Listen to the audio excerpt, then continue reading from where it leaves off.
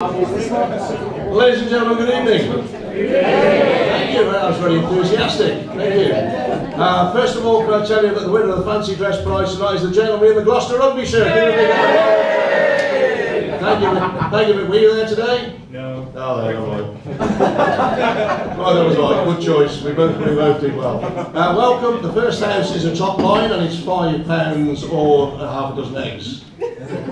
All right. We're here for a sporting occasion. I'm going to introduce four very well-known people to you. I'm going to ask them some fairly mundane questions for about half an hour. Then we're going to have a bit of a chat from each of them. Mr. John Lukic, Mr. Darryl Mitchell will chat to you. Then we're going to have a bit of a break. We're going to have a sausage roll, one each. And we'll have the raffle. Have you all bought raffle tickets? Yes. Good, okay. And the other thing I can tell you is that the winner is La La Land.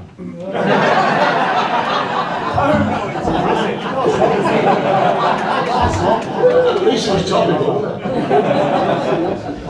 Alright, so it's a very casual evening. I hope you can enjoy yourselves. My name's Dave Bradley. I'm your MC for this evening. MC normally stands for Master of Ceremonies, but according to my first wife, it stood for something else. And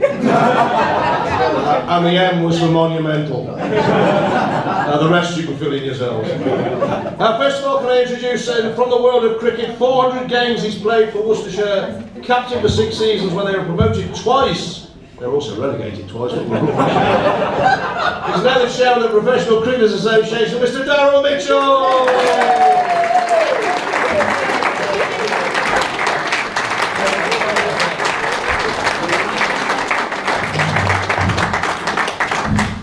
Ladies and gentlemen, from the world of football.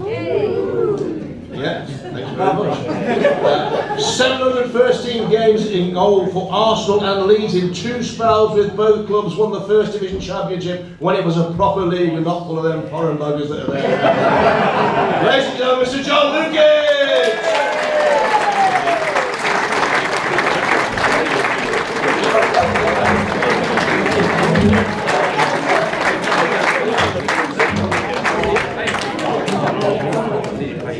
From the world of rugby, a legend, ladies and gentlemen. Played over 400 games for Bath, 2 or 3 of them when he was sober. In their most, is that a Bath shirt, sir? Well done, you're second in the fancy dress. In their most successful period in their history, he played 14 times for England. 1987 World Cup, he played in that tour with the British Lions. Give a big hand, Mr. Gareth Chilcott!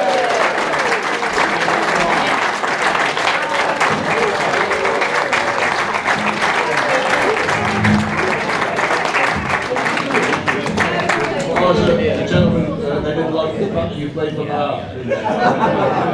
Which one? He's the Bath. Right, our final guest this evening, the oldest and least known of our 4 people on the panel this evening. Even older and less well known than me. He played in 34 tests, 2 of them positive, 25 one-day internationals for England, almost 400 first-class games, and for some bizarre reason became the chairman of the England cricket selectors, Mr. Jeff Miller!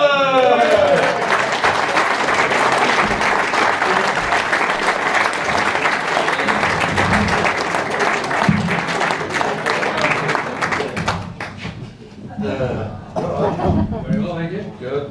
Good evening. Okay.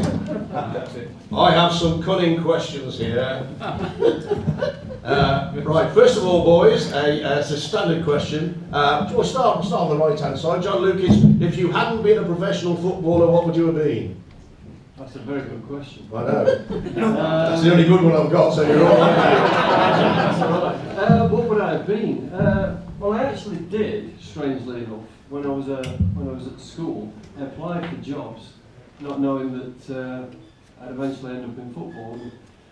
I applied to be an architect, strangely enough. Now, that doesn't actually fit in with me, so I think I'm thankful that I got into football, but I think I made a hash of that as well. That's down to everybody's opinion, to be quite honest. But no, I had no real plans. And really and truly, when I was a kid, I didn't have any aspirations of being a professional sportsman. I played my sport because I enjoyed it and I loved it. And it was just a natural thing that things followed on, and I ended up finishing playing professional sport, which I've got to say is definitely not a job of any description. Jeff Miller. Quantity there. Okay.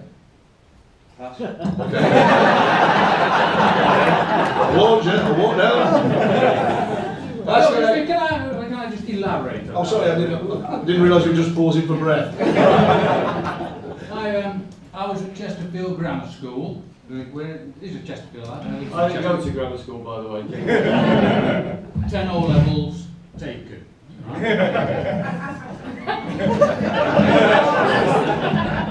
They wanted to throw me out of school. Right, headmaster didn't agree with my academics. He said, you've got to leave school. I said, I want to play sport as a career. So that's what I wanted to do at school. He said, you don't play sport as a career, your academics are shocking, you leave school. That was on a Monday. On a Friday, he called me to his office, put a piece of paper down on the desk, I picked it up and read it. I've been selected for the England Schools Cricket Tour of India that winter, provided I was still at school.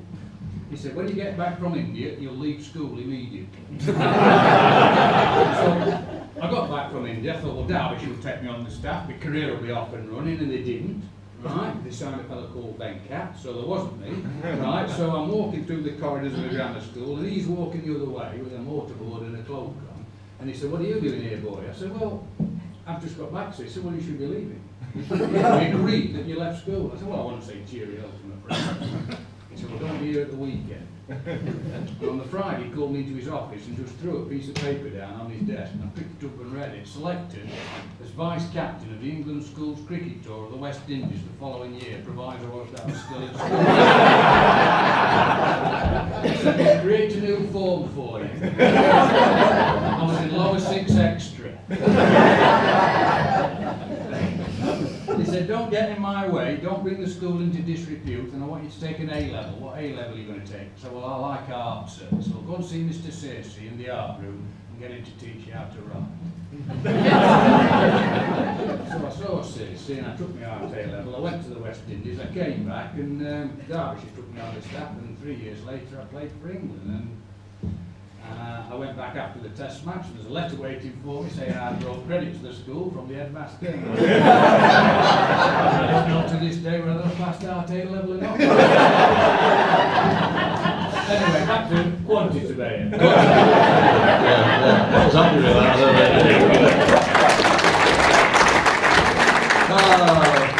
Darryl Mitchell, if you weren't a professional cricketer, what would you be?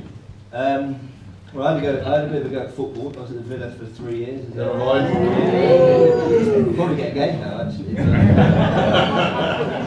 Yeah, so I wasn't good enough, so I knocked out. I played a bit of county darts, had a go at darts, and I've always been sport. But luckily, yeah, cricket took off. I went to Worcester University on a cricket scholarship, and I did a sports science degree, as most sportsmen tend to do. And yeah, no, that I was going to be a teacher if cricket didn't work out. That was the plan anyway. Good man. Still might have cricket, you know. Look what the Villa best out on.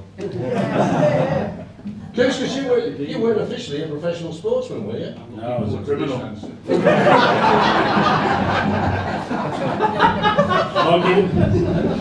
Grievous bodily harm. No. No, what would I have been? I think circumstances would have led me. I was born in Bristol in the rough housing estates. Didn't really have any qualifications. I left school at 15. I didn't get a chance of touring with the young'uns. So really, yeah, I'd been on a building site or something like that. But rugby came along and used my natural aggression. Very talented skills. No, and I ended up playing rugby, and it's been fantastic. It certainly got me off the streets and wherever. You're a Villa man, and you were saying they're not very good. They just beat my side, Bristol City 2-0 last week, as you know, which is why you said it. Trying to annoy me straight away. But I couldn't watch football in the day, and when I was back at 15, I couldn't watch football. So rugby came along, so that was it. It's been fantastic for me. Were you full time when you were at Bath, or were you working as we well? played in the era when it was professional with a small P. Yeah. So you had two choices really, and then basically played for your country, and you were at that sort of level of rugby. You either worked for a company to give you all the time off you wanted to train and play, or you set up your little business and had to go yourself and they helped you along the way and they opened doors for you. So that was a sort of general, so although it went professional, you had a sponsored car, you had kit, you know, and of course in them days we didn't go on the little poxy 5-week tours they go on now. We went on a proper man's tour 3 months away. Happy days. So, yeah, what would I have been? I don't know. I think it would have probably been whatever I could get, whatever I could get into.